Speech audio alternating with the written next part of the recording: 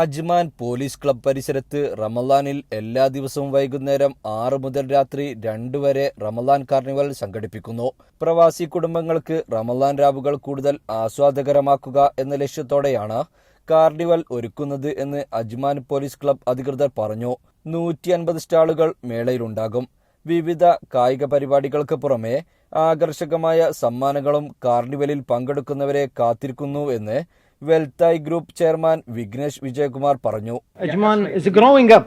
Okay, we need everyone to be part of us, especially our relation with India. This is a special relations between us government, okay, with India's government. The relation is so strong.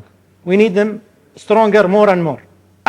Family oriented ആയിട്ടുള്ള ഒരു cultural എന്താ പറയുക മിംഗ്ലിങ്ങിന് വേണ്ടിയിട്ടാണ് അത് ചെയ്യുന്നത്. കാരണം എല്ലാ departments എന്നുള്ള ആൾക്കാരും ഇവിടെ വരുന്നുണ്ട്. അപ്പോൾ നമ്മുടെ ഒരു എക്സ്പാറ്റ് കമ്മ്യൂണിറ്റി, സ്പെസിഫിക്കലി നിങ്ങൾക്കറിയാം ഷാർജ അജ്മാൻ ഭാഗങ്ങളിൽ കണ്ടമാനം മലയാളികളും താമസിക്കുന്ന ഒരു ഏരിയയാണ്. സോ അവർക്കും കൂടിയും ഈ ഒരു ബന്ധങ്ങൾ ഊട്ടിയുറപ്പിക്കാനും കൂടി വേണ്ടിയിട്ടാണ് ഈ ഒരു സംഭവം ചെയ്യുന്നത്. അജ്മാൻ പോലീസ് ക്ലബ്ബിൽ പണമടിച്ച് പങ്കെടുക്കേണ്ട കായിക ഇനങ്ങളിൽ പലതും കാർണിവൽ കാലത്ത് സൗജന്യമായി ലഭ്യമാക്കുമെന്നും സംഘാടകർ കൂട്ടിച്ചേർത്തു.